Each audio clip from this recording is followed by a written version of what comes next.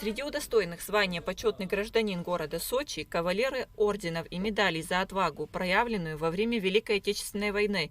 Танкисты, разведчики, летчики, пехотинцы, санитарки – все они сражались за родину, освобождая мир от фашизма. Одним из них стал наш ветеран Алексей Ласурия, прошедший войну от начала и до победного конца. Он дошел до Берлина и оставил надпись на стене Рейхстага. Лишь бы не было войны, ничего не было. Мирно жили люди. Больше ничего не было. А то, что я видел, я в Берлине самой долгое время там не находились.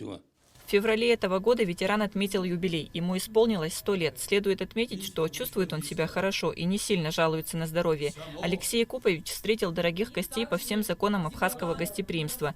Депутат Сочинского городского собрания Елена Дорогинина отметила, что вместе с этим званием ветеран будет получать надбавку к пенсии в размере 9000 рублей. Решение было принято на сессии городского собрания по инициативе главы города Андрея Прошунина. Мы по поручению главы города Сочи прибыли к вам, Андрея Григорьевича Прошунина. Значит, вот решение городского собрания Сочи от 10 апреля 2025 года. Принято решение о присвоении звания «Почетный гражданин муниципального образования», городской округ, город-курорт Сочи Краснодарского края, Спасибо. Участникам и инвалидам Великой Отечественной войны. Спасибо. В том числе вы 38 у нас таких людей заслуженных. Мы Спасибо. гордимся вами. Сегодня мы вручили медаль нашему ветерану войны, который прописан на территории города Сочи. Он и в данный момент является почетным гражданином города Сочи.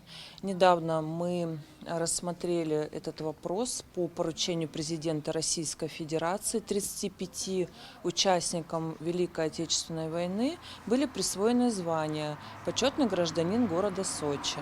И вот сегодня мы приехали сюда, чтобы вручить медаль почетного гражданина города Сочи.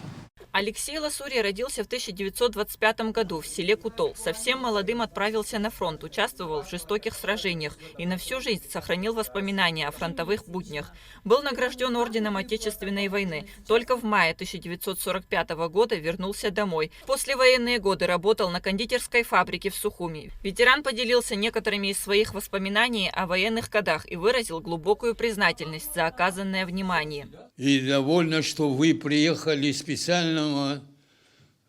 Здесь до вас еще были из Адлера тоже были у нас. Поздравляю вам, всего хорошего. В настоящее время Алексей Купович окружен заботой детей и внуков. Он с нетерпением ждет один из самых важных дней в году – День Великой Победы. Гунда Шоуа, Константин Парулова, Абхазское телевидение.